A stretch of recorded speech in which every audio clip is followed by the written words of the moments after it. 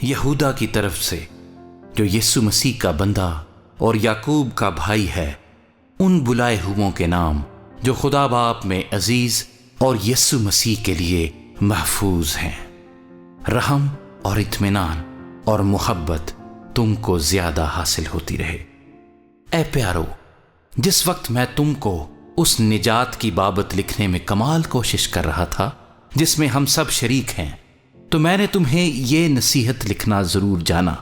کہ تم اس ایمان کے واسطے جاں فشانی کرو جو مقدسوں کو ایک ہی بار سونپا گیا تھا، کیونکہ بعض ایسے شخص چپکے سے ہم میں آ ملے ہیں جن کی اس سزا کا ذکر قدیم زمانے میں پیشتر سے لکھا گیا تھا۔ یہ بے دین ہیں اور ہمارے خدا کے فضل کو شہوت پرستی سے بدل ڈالتے ہیں اور ہمارے واحد مالک اور خداوند یسوع مسیح کا انکار کرتے ہیں۔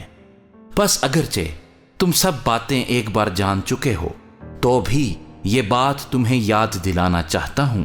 کہ خداوند نے ایک امت کو ملک مصر میں سے چھڑانے کے بعد انہیں ہلاک کیا جو ایمان نہ لائے، اور جن فرشتوں نے اپنی حکومت کو قائم نہ رکھا بلکہ اپنے خاص مقام کو چھوڑ دیا،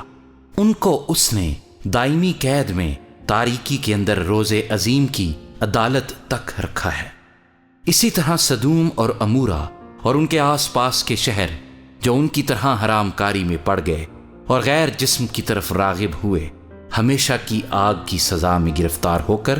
جائے عبرت ٹھہرے ہیں۔ تو بھی یہ لوگ بھی اپنے وہموں میں مبتلا ہو کر ان کی طرح جسم کو ناپاک کرتے اور حکومت کو ناچیز جانتے اور عزت داروں پر لان تان کرتے ہیں۔ لیکن مقرب فرشتہ میکائیل نے موسیٰ کی لاش کی بابت ابلیس سے بحث و تکرار کرتے وقت لان تان کے ساتھ اس پر نالش کرنے کی جرت نہ کی، بلکہ یہ کہا کہ خداوند تجھے ملامت کرے، مگر یہ جن باتوں کو نہیں جانتے ان پر لان تان کرتے ہیں، اور جن کو بے عقل جانوروں کی طرح طبعی طور پر جانتے ہیں ان میں اپنے آپ کو خراب کرتے ہیں۔ ان پر افسوس کہ یہ قائن کی راہ پر چلے اور مزدوری کے لیے بڑی حرص سے بلعام کی سی گمراہی اختیار کی اور کورا کی طرح مخالفت کر کے ہلاک ہوئے۔ یہ تمہاری محبت کی ضیافتوں میں تمہارے ساتھ کھاتے پیتے وقت گویا دریا کی پوشیدہ چٹانیں ہیں۔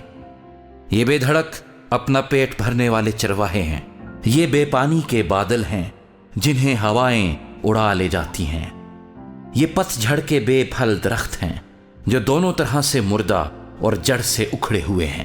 یہ سمندر کی پرجوش موجیں ہیں جو اپنی بے شرمی کے جھاگ اچھالتی ہیں، یہ وہ آوارہ گرد ستارے ہیں جن کے لیے ابد تک بے حد تاریکی دھری ہے۔ ان کے بارے میں ہنوک نے بھی جو آدم سے 7ویں پشت میں تھا یہ پیشنگوئی کی تھی کہ دیکھو خداوند اپنے لاکھوں مقدسوں کے ساتھ آیا تاکہ سب آدمیوں کا انصاف کرے اور سب بے دینوں کو ان کی بے دینی کے ان سب کاموں کے سبب سے جو انہوں نے بے دینی سے کیے ہیں اور ان سب سخت باتوں کے سبب سے جو بے دین گنہگاروں نے اس کی مخالفت میں کہی ہیں قصوروار ٹھہرائے۔ یہ بڑبڑانے والے اور شکایت کرنے والے ہیں اور اپنی خواہشوں کے موافق چلتے ہیں اور اپنے منہ سے بڑے بول بولتے ہیں اور نفع کے لیے لوگوں کی روداری کرتے ہیں۔ لیکن اے پیارو، ان باتوں کو یاد رکھو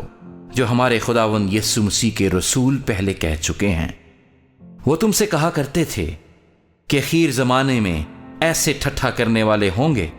جو اپنی بے دینی کی خواہشوں کے موافق چلیں گے۔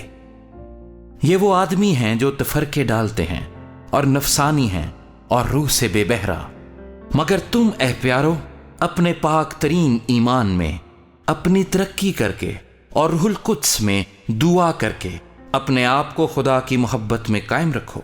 اور ہمیشہ کی زندگی کے لیے ہمارے خداوند یسوع مسیح کی رحمت کے منتظر رہو۔ اور بعض لوگوں پر جو شک میں ہیں رحم کرو، اور بعض کو جھپٹ کر آگ میں سے نکالو، اور بعض پر خوف کھا کر رحم کرو، بلکہ اس پوشاک سے بھی نفرت کرو جو جسم کے سبب سے داغی ہو گئی ہو۔ اب جو تم کو ٹھوکر کھانے سے بچا سکتا ہے اور اپنے پرجلال حضور میں کمال خوشی کے ساتھ بے ریا کر کے کھڑا کر سکتا ہے، اس خدائے واحد کا جو ہمارا منجی ہے، جلال اور عظمت اور سلطنت اور اختیار ہمارے خداوند یسوع مسیح کے وسیلے سے جیسا ازل سے ہے، اب بھی ہو اور ابدالآباد رہے، آمین۔